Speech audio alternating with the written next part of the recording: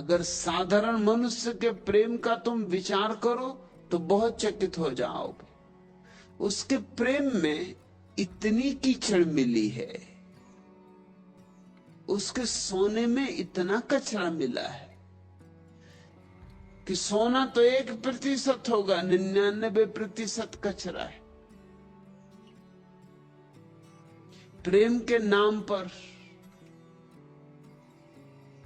घृणा तक भीतर छिपी। तुमने ये बात गौर की, प्रेम को घृणा बनने में देर नहीं लगती, मित्र को दुश्मन बनने में देर कितनी लगती। जिस स्त्री के लिए तुम जान देने को तैयार थे, उसी की जान लेने को भी तैयार हो जाते हो, इसमें देर कितनी लगती।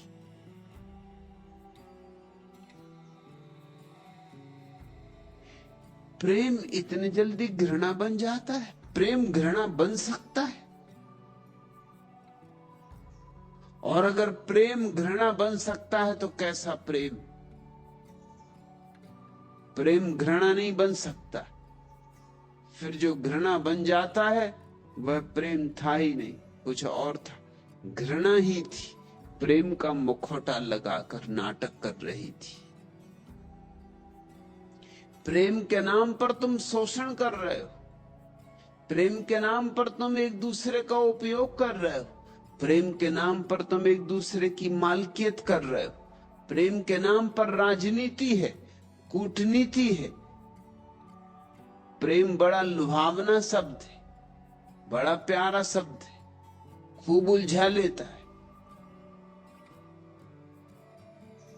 जिससे भी तुम कह देते हो मुझे आपसे बहुत प्रेम है, वही आपकी बातों में आ जाता है। तुम्हें खुद से भी प्रेम नहीं है, तुम्हें और किससे प्रेम होगा? तुम कहते हो हमें अपने बच्चों से प्रेम है, अपने बच्चों से तुम्हें प्रेम नहीं है। अपने हैं इसलिए प्रेम है, मेरे हैं, अहंकार का हिस्सा है तुम्हारे, इसलिए प्रेम है। और अगर तुम्हारा बेटा प्रधानमंत्री हो जाए तो बहुत प्रेम पैदा हो जाएगा, और तुम्हारा बेटा अगर डाकू हो जाए और कारागृह में चला जाए तो तुम जाके अदालत में घोषणा कर दोगे कि मैं इंकार करता हूं कि ये मेरा बेटा है। प्रेम समाप्त हो जाएगा। तुम्हारा प्रेम भी अहंकार है, तुम्हारा प्रेम भी उतने ही दूर तक है जहां तुम्हारे अहंकार को सहारा मिलता, सत्कार मिलता, सम्मान मिलता है। इस प्रेम के अनुभव के कारण लोगों को भी बात जज जाती है कि प्रेम पाप है, मगर ये तो प्रेम का अनुभव ही नहीं। कंकड़ पत्थर बीनते रहे और कहने लगे हीरे पाप है, हीरों का तुम्हें अनुभव नहीं। प्रेम का थोड़ा अनुभव करो। प्रेम बड़ी अद्भुत घटना है, साधारण नहीं है, अलौकिक है। इस पृथ्वी पर स्वर्ग की छोटी सी जो किरण उतरती है उसी का नाम प्रेम है। इस अंधेरे में रोशनी की जो थोड़ी सी झलक उतर आती है उसी का नाम प्रेम है। इस पथरीले हृदय में जो थोड़ी आर्द्रता आ जाती उसी का नाम प्रेम है।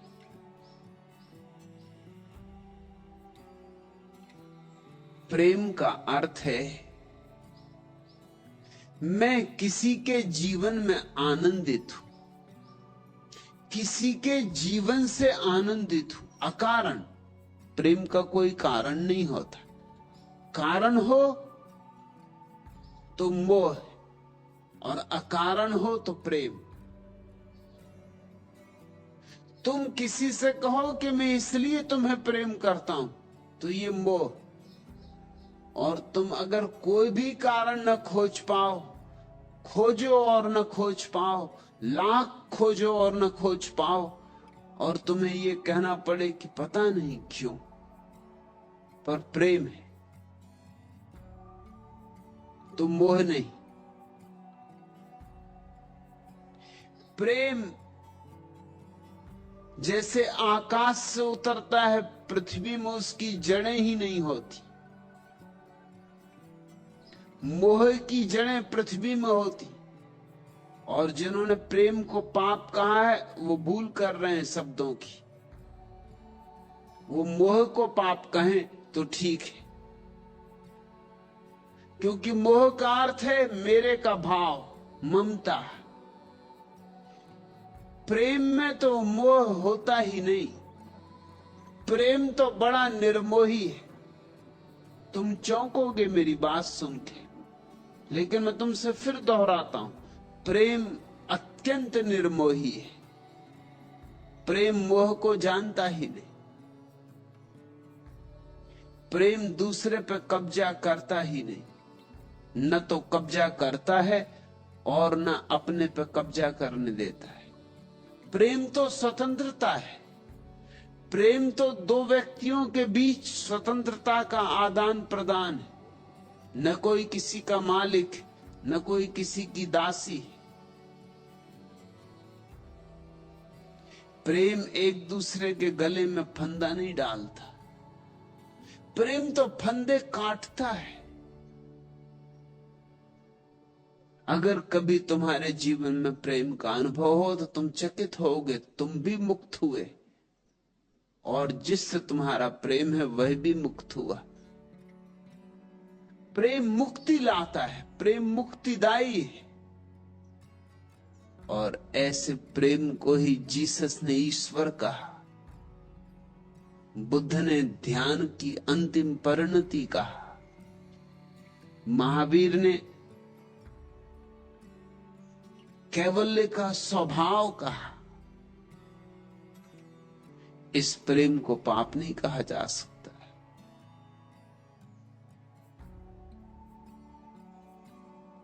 तुम्हें पंडितों, पुरोहितों की, संतों, महात्माओं की तथाकथित संतों महात्माओं की बातें जच गई क्योंकि तुम्हारे अनुभव के अनुकूल पड़ गई।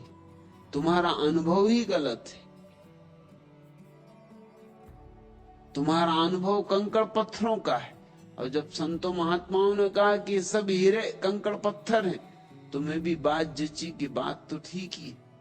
और तुम्हारी जिंदगी का प्रेम का जो अनुभव है इतना दूषित है, इतना धुआं धुआं है, ज्योति का तो पता ही नहीं चलता, बस धुआं ही धुआं है। कि जब पंडितों ने कहा कि आंखें खराब होती धुएं से और पीड़ा ही पीड़ा मिलती है, सुख मिलता कहां, तुमको भी बात जची क्योंकि यही तो तुम्हारा भी अनुभव है। लेकिन मैं तुमसे कहता हूं, प्रेम निर्धूम शिखा है। प्रेम से धुआं पैदा नहीं होता। हां, प्रेम में जो कचरा है उसके जलने से धुआं पैदा होता है। ऐसा समझो कि तुम लकड़ियां जलाते हो। कब धुआं पैदा होता है और कब धुआं पैदा नहीं होता, तुमने विचार किया? लकड़ियों के जलने से धुआं कभी पैदा नहीं होता अगर लकड़ियां सूखी हो, अगर उनमें पानी ना हो भीतर, अगर गीली ना हो तो लकड़ियों से कभी धुआं पैदा नहीं होता। अगर लकड़ी सच में ही सूखी हो, पूरी सूखी हो, उसमें रत्ती मात्र भी जल का अवशेष ना रहा हो, तो जरा भी धुआं पैदा नहीं होगा। लकड़ी के जलने से धुआं पैदा नहीं होता, लेकिन लकड़ी गीली हो तो धुआं पैदा होता है। वो गीलापन लकड़ी नहीं है, विजाती। तुम्हारे प्रेम से अगर तुम्हारी आंखें अंधी हो रही हैं और धुआं पैदा हो रहा है और जिंदगी में काली खा रही है और जिंदगी उलझन में बढ़ती जा रही है, और क्रोध होता है, वैमनस्य होता है, ईर्ष्या है, जलन है, ये सब पैदा हो रहा है, तो समझ लेना कि तुम्हारे प्रेम में अभी कचरा बहुत है, विजातीयता बहुत है। इसको अगर कोई पाप कहे तो ठीक, लेकिन ये प्रेम को पाप कहना ठीक नहीं। प्रेम से तो कभी धुआं पैदा नहीं होता। अगर तुम्हारे प्रेम से धुआं पैदा होता है तो लकड़ियों को सुखाओ थोड़ा और, निर्मोह करो प्रेम को। मोह लकड़ी को गीला रखता है। निर्मोह करो प्रेम को, अनासक्त करो प्रेम को। प्रेम को घृणा से, ईर्ष्या से, जलन से मुक्त करो, और फिर तुम हैरान हो जाओगे कि प्रार्थना की जरूरत ही ना रही, तुम्हारा प्रेम ही प्रार्थना बन गया। और जीवन ने जो अवसर दिया है प्रेम का, इसे ऐसे ही मत गंवा देना। इससे लोग दो तरह से गंवाते। एक तो वे लोग हैं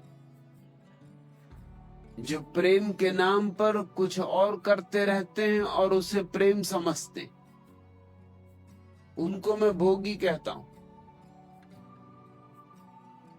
संसारी। वे जीवन गंवा देते। और दूसरे वे हैं जो संसार से भाग जाते, प्रेम के कूड़े करकट से डर के भाग जाते। कुछ ने कूड़ा करकट छाती से लगा लिया है, कुछ कूड़े करकट से डर के भाग गए। जिन्होंने कूड़ा करकट छाती से लगाया है वो भी सोने को न खोज पाएंगे, और जो कूड़े करकट से डर के भाग गए वो सोने से भी भाग गए, क्योंकि सोना और कूड़ा करकट सब यहां मिला हुआ है। वे भी कभी प्रेम को न जान पाएंगे। जिनको तुम सन्यासी मानते रहे हो वे भी प्रेम को नहीं जान पाते। जिनको तुम संसारी जानते हो वे भी प्रेम को नहीं जानते। भोगी भी वंचित, योगी भी वंचित, अलग अलग ढंग से वंचित, मगर दोनों वंचित। एक कूड़ा करकट पकड़ने के कारण वंचित, एक कूड़ा करकट छोड़ने के कारण वंचित। लेकिन दोनों नहीं देख पाते कि कूड़े करकट में कुछ छिपा है, मिट्टी में कमल छिपा है, ये दोनों नहीं देख पाते। यही उनका अंधापन है। मैं तुम्हें चाहूंगा कि तुम जियो, भागना मत, त्यागना मत। जीवन को उसकी समग्रता में जियो। जीवन के सारे रूपों में जीवन को जियो। हाँ, इतना ही ख्याल रहे कि जो रूप तुम्हें कष्ट दे, जानना कि उसमें निखार करना है। छोड़ना नहीं, निखार करना है, त्यागना नहीं। उसमें कुछ गलत है, उस गलत को रूपांतरित करना है।